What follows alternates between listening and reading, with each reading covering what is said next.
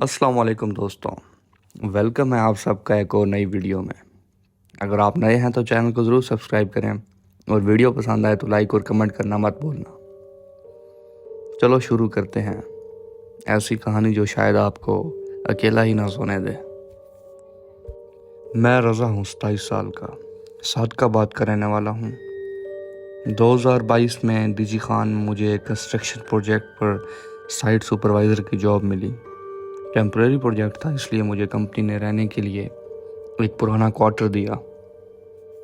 ये project site के बिल्कुल ही पीछे था, जहाँ पहले एक चौकीदार रहा करता था। क्वार्टर का नाम था नंबर 6। एक कमरा, छोटी सी किचन और एक अटैच्ड बाथरूम था बस। मुझे कहा गया थोड़ा पुराना है लेकिन सेफ है, सिर्फ रात में कुछ अजीब आवाज़ें आए तो इग्नोर कर देना, यहाँ पे जंगल के पास है। मैं हंस के बोला, मैं शोर में ही पला बड़ा हूँ, लेकिन अंदर कुछ अजीब सा था। कोई वाइब होती है ना, जो पहली रात मैं थका हुआ था। डिनर करके लाइट बंद की, लेकिन नींद नहीं आ रही थी। चुप सी हवा चल रही थी और वहाँ कच्चे कमरे की दीवार से अजीब सी टिक टिक टिक ऐसी आवाज़ आती थी, जैसे किसी ने नहला कर अंदर कोई लकड़ी ठोकी हो। पहले सोचा चूहे होंगे, मगर आवाज़ का पैटर्न ही रेगुलर था, जैसे हर 10 सेकंड बाद टिक टिक। रात भर आवाज़ चली। मैंने सोचा कुछ नहीं, सुबह चेक कर लूँगा। दूसरे दिन सुबह उठकर अंदर का कोना देखा।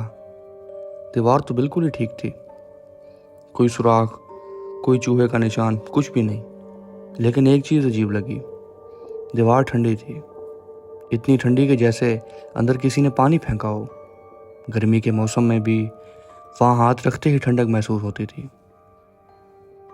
तीसरी रात मैं लेट शिफ्ट से वापस आया। ये रात का 1:30 बज रहा था। जैसे ही चाबी से ताला खोला, अंदर से बर्नट ऑयल की स्मेल आई, जैसे पुरानी जली हुई रोटियां, उनका धुआं। किचन क्लीन था, कोई कुकर या स्टोव कुछ भी नहीं था। फिर भी स्मेल वहाँ थी, सिर्फ कॉर्नर वाली दीवार के पास। मैंने अगले दिन के लिए फ्रेशनर ले लिया। चौथी रात नींद में था। ये रात के 3 बज रहे थे। मुझे ऐसा लगा कि किसी ने बारीक सी आवाज़ में कुछ कहा है। नहीं, नाम नहीं लिया, कोई लफ्ज़ नहीं बोला, लेकिन जैसे कोई फासले से फुफकारा हो।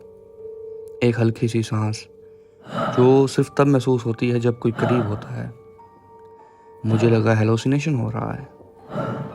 लाइट ऑन की, हर चीज़ नॉर्मल थी, मगर जब वापस सोया तो वही आवाज़, लेकिन इस दफ़ा ज़रा करीब से थी। अगली सुबह मैंने साइट के चौकीदार को कैजुअली पूछा, यहाँ पहले कौन रहता था? उसने सिर्फ इतना कहा, वो बख्शू बाबा 20 साल रात के पहरे पर अकेला रहा। फिर एक दिन बाथरूम में गिरकर चोट लग गई और लाश भी 2 दिन बाद मिली, और उसके बाद से वहाँ कोई नहीं रहता। मैंने पूछा, रूम में कुछ अजीब? वो बोला, हाँ, कॉर्नर वाली दीवार में से कुछ अजीब सी स्मेल आती है। बाबा उसी के पास होता था। 5वीं रात मैंने वहाँ से बेड हटा दिया, फ्लोर पे सोया। ये रात का 3:17 हो रहे थे। आँख खुली, रूम में कंप्लीट साइलेंस था, लेकिन एक चीज़ नोटिस की, उस कॉर्नर में कुछ हल्की सी हरकत हुई, जैसे कोई अंधेरे में बिल्कुल धीरे से उठकर बैठा हो। लेकिन जब देखा कुछ नहीं था। मैं सीधा उठा, कुरान शरीफ का पारा लिया और पढ़ना शुरू कर दिया। रूम में हवा रुक गई, सिर्फ एक लास्ट चीज़ महसूस हुई, वही बर्न स्मेल, लेकिन इस दफ़ा इतनी तेज़ थी कि आंखों में जलन होना स्टार्ट हो गई। फिर आवाज़ आई, नहीं, लफ्ज़ नहीं, सिर्फ बाथरूम का फ्लश, बिना किसी के जाए बस चल गया और बंद हो गया। छठी रात मैं वहाँ नहीं रुका।